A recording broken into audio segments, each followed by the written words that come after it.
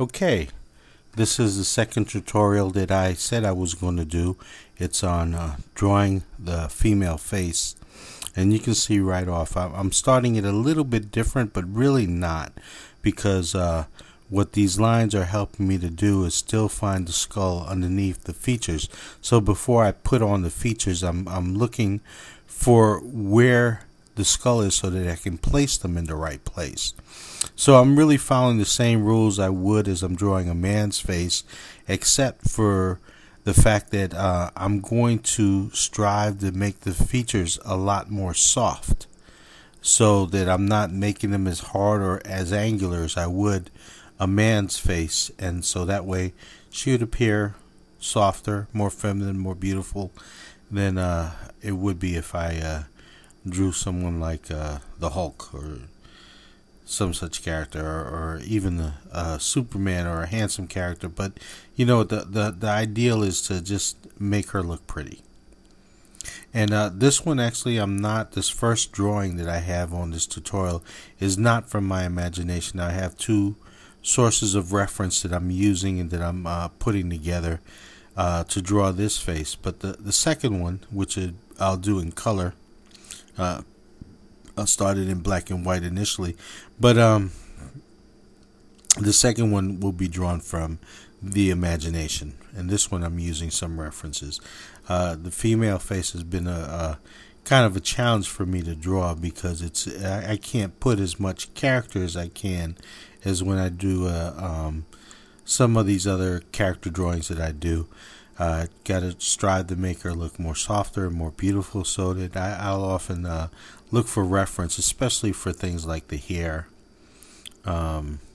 which you know, when you're drawing the female, because she has a lot more of it, you can basically, there are different hairstyles that apply and so forth that can enhance the drawing.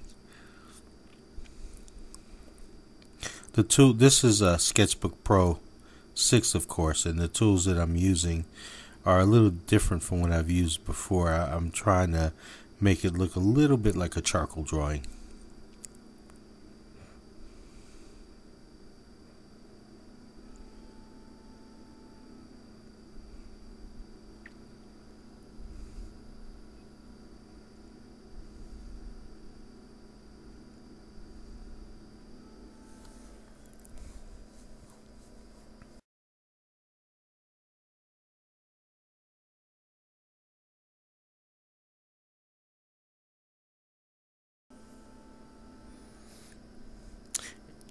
And well, very soon now you'll see the finished product. There's the drawing. I hope that when you look at these videos, you see that also, while I'm using this program, I take advantage of the different layers, and I set things up on different layer, like this initial drawing, which I'm doing as I normally would draw. You know, the head with this big circle for the upper part of the skull and so forth, and then measure everything else according to that. But the thing is that I try to take advantage of the layers. Like, I do the initial drawing on one layer, and then I add another layer, and I just go over what I did and improve upon it. And then again another layer, and then I improve upon that. It's kind of like drawing on tracing paper. I know that there was a comic book artist who had a habit of just keep making refinements on tracing paper after tracing paper until he got what he wanted.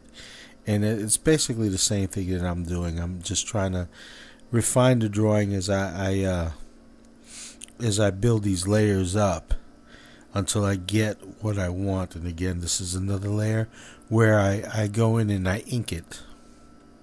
So I get these, I have a brush where it simulates brush and ink. So, and I enjoy using that. Is something that the layers are something that's kind of standard. You can use on programs like Photoshop and so forth, and I use it here on Sketchbook Pro.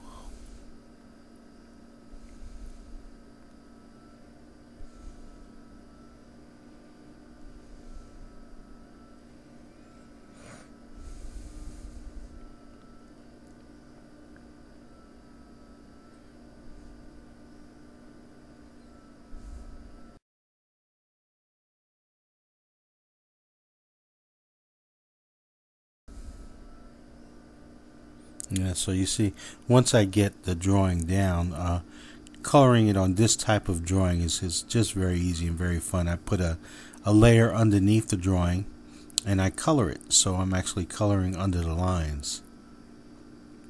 Now I appreciate some of the feedback that I've gotten on these videos I've done, and I appreciate a lot more.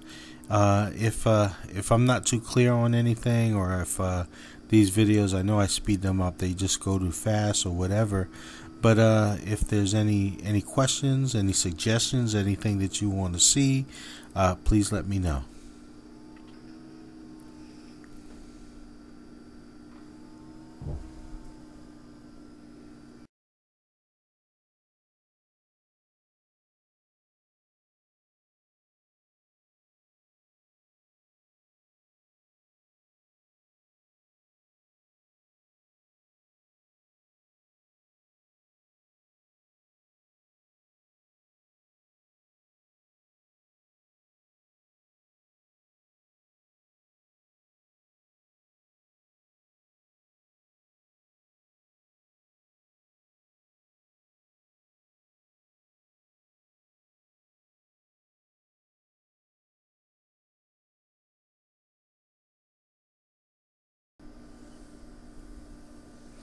And right there we have the finished drawing.